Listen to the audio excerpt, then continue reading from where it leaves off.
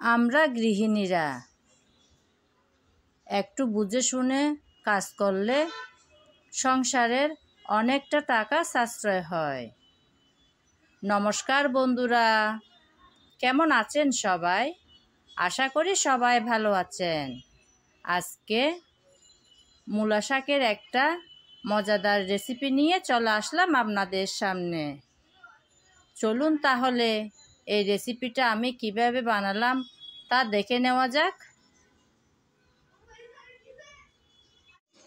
আজকের রেসিপিটা বানানোর জন্য আমি এই মূলা শাকগুলো নিয়েছি।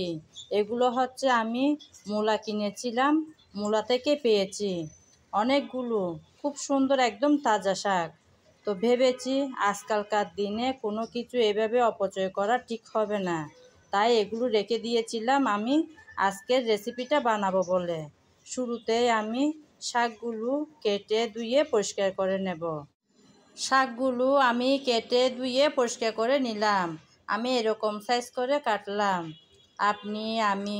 আমরা সবাই তো জানি যে শাক সবজি একটু বড় সাইজ করে কাটলে পুষ্টিগুণ ভালো থাকে, তাই চেষ্টা করি একটু বড় সাইজ করে কাটার। তাই এভাবে কাটলাম। আপনারা আপনাদের ইচ্ছা মতো যে কোনো সাইজ করে কাটতে পারেন। এখন রান্নাটা বসানোর পালা।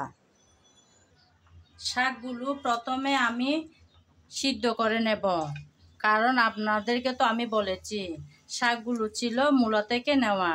তো এগুলো একটু বড় সাইজের শাক, একটু শক্তও হতে পারে, সেজন্য আগে একটু সিদ্ধ করে নিলে ভালো হবে। সেজন্য চুলায় বসিয়ে দিলাম। শাকের মধ্যে সামান্য লবণ দিয়ে দেব, যাতে তাড়াতাড়ি সিদ্ধ হয়ে আসে। এখন আমি কিছুক্ষণের জন্য ঢাকনা দিয়ে সিদ্ধ করে নেব, কোনো রকম পানি দেব না।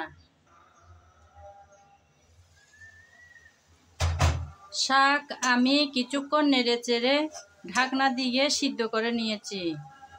আমি কিন্তু কোনো রকম পানি ব্যবহার করিনি। শাক থেকে যে পানি বের হয়েছে সেই পানি দিয়েই শাকগুলো সিদ্ধ করে নিয়েছি। এখন চুলা থেকে নামিয়ে নেব। যে পানিগুলো গায়ে গায়ে আছে সেগুলো কিন্তু আমি ফেলবো না। এভাবে নেড়ে চেড়ে শাকের সাথে শুকিয়ে নেব, তাহলে শাকের পুষ্টিগুণ ঠিকঠাক থাকবে। চুলায় আমি একটা প্যান বসিয়ে তাতে কিছুটা পরিমাণ তেল দিয়েছিলাম। তেল সামান্য গরম হয়ে যাওয়ার পর দিয়ে দিলাম 2টা লাল শুকনো মরিচ। তারপর দিয়ে দিয়েছি রসুন কুচি, তারপর দিচ্ছি পেঁয়াজ কুচি। আমার আজকের ভিডিও যদি আপনাদের ভালো লেগে থাকে তাহলে আমার চ্যানেলটি সাবস্ক্রাইব করে আমার সাথে থাকবেন, লাইক কমেন্ট শেয়ার করে আমার পাশে থাকবেন। আর যদি ফেসবুক পেজে দেখে থাকেন তাহলে পেজটি ফলো করে দেওয়ার অনুরোধ রইল। কিছুক্ষণ নেড়ে চেড়ে ভেজে নিয়েছি। এখন কয়েকটা কাঁচামরিচ আমি ফালি করে রেখেছি, সেগুলো দিয়ে দেব। এই যে কয়েকটা কাঁচামরিচ রেখেছি, সেগুলো আমি মাঝখানে ফালি করে দিলাম। সব একসাথে কিছুক্ষণ নেড়ে চেড়ে ভেজে নেব। কিছুক্ষণ নেড়ে চেড়ে ভেজে নিলাম, সুন্দর একটা সুগন্ধ ছড়াচ্ছে। আজকের রেসিপিটা বানাবো আমি চিংড়ি মাছ দিয়ে, তাই কিছুটা পরিমাণ চিংড়ি মাছ আমি আগে থেকে কেটে ধুয়ে পরিষ্কার করে নিয়েছিলাম। সে চিংড়ি মাছ এখন আমি তেলে ভেজে নেব।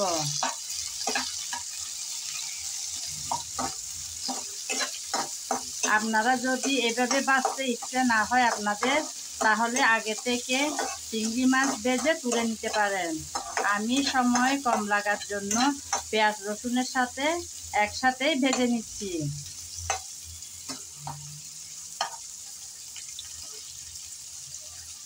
কিছুক্ষণ নেড়ে চেড়ে ভেজে নিয়েছি। আপনারা তো জানেন চিংড়ি মাছ ভাজতে কিন্তু খুব বেশি একটা সময় লাগে না। এখন দিয়ে দেব সামান্য হলুদ, সামান্য জিরা পাউডার, একদম সামান্য। আর দিচ্ছি পরিমাণ মতো লবণ। লবণটা একটু বুঝে শুনে দিতে হবে, কারণ আমি আগেও লবণ দিয়েছিলাম শাক সিদ্ধ করার সময়। মশলাটাও দিয়েছি একদম কম পরিমাণে। এরকম শাকভাজির মধ্যে খুব বেশি মশলা দিলে আমার ভালো লাগে না, তাই একদম কম পরিমাণের মশলাটা দিলাম। এখন মশলাগুলো দিয়ে ভালো করে নেড়েচেড়ে একটু কষিয়ে নিতে হবে। মনে রাখতে হবে যে কোনো তরকারির ভালো মন্দ স্বাদ আসে কিন্তু কষানোর উপর। সুন্দর ঘ্রাণ, সুন্দর কালার, ভালো স্বাদ তিনটাই কিন্তু আসে ভালো করে কষিয়ে নেওয়ার পর। কিছুক্ষণ আমি ভালো করে চিংড়ি মাছ কষিয়ে নিলাম। আর কষাতে হবে না, এখন দিয়ে দেব সিদ্ধ করে রাখা শাকগুলো।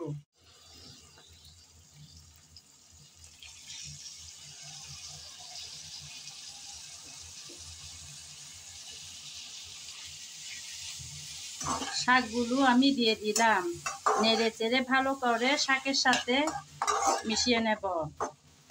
মশলা, চিংড়ি মাছ, শাক সব একসাথে ভালো করে নেড়ে চেড়ে মিশিয়ে নেব। শাকগুলো যখন আমি সিদ্ধ করেছিলাম তখন কিন্তু ঢাকনা দিয়েই সিদ্ধ করেছি। এখন কিন্তু আর ঢাকনা দিয়ে রান্নাটা করব না, কারণ ঢাকনা দিলে শাকের কালারটা চেঞ্জ হয়ে যাবে, একদম ফ্যাকাশে হয়ে যাবে, তখন দেখতে ভালো লাগবে না। কোনো রান্না দেখতে সুন্দর হলে খাবারের রুচি বা আগ্রহটা ভালো থাকে, বিশেষ করে বাচ্চাদের। আমরা তো প্রায় সময় চেষ্টা করে থাকি যেন বাচ্চাদেরকে শাকসবজিটা একটু খাওয়াতে পারি, এই জন্য এই চেষ্টা, এই আর কি। নেড়ে চেড়ে ভালো করে মিশিয়ে দিলাম। আমি কিছুক্ষণ যাবৎ প্রায় 4-5 মিনিট যাবৎ নেড়ে চেড়ে ভালো করে ভেজে নিয়েছি শাকগুলো। শাকের গায়ে কিন্তু আর পানি নেই, যে পানি ছিল আগে শাকের গায়ে গায়ে সে পানিটা আমি এভাবে নেড়ে চেড়ে শুকিয়ে নিলাম। রেডি হয়ে গেল মজাদার আজকের মূলা শাকের ভাজা। আপনারা চাইলে একবার ট্রাই করতে পারেন, অনেক মজার হয় কিন্তু এই রেসিপিটা। আমরা গৃহিণীরা চাইলে অনেক কিছু করতে পারি সংসারের জন্য। যেমন আজকে আমি মূলার শাকগুলো ফেলে না দিয়ে ভেজে নিয়েছি, এটাও একটা আজকের দিনের আমার তরকারি হয়ে গেল। অপচয় না করে রান্না করেছি বলে সংসারের কাজে লেগেছে, তাই না বন্ধুরা? আজ এ পর্যন্ত, সবাই ভালো থাকবেন, নমস্কার। আগামী ভিডিও দেখার আমন্ত্রণ জানিয়ে এখানেই বিদায় নিলাম।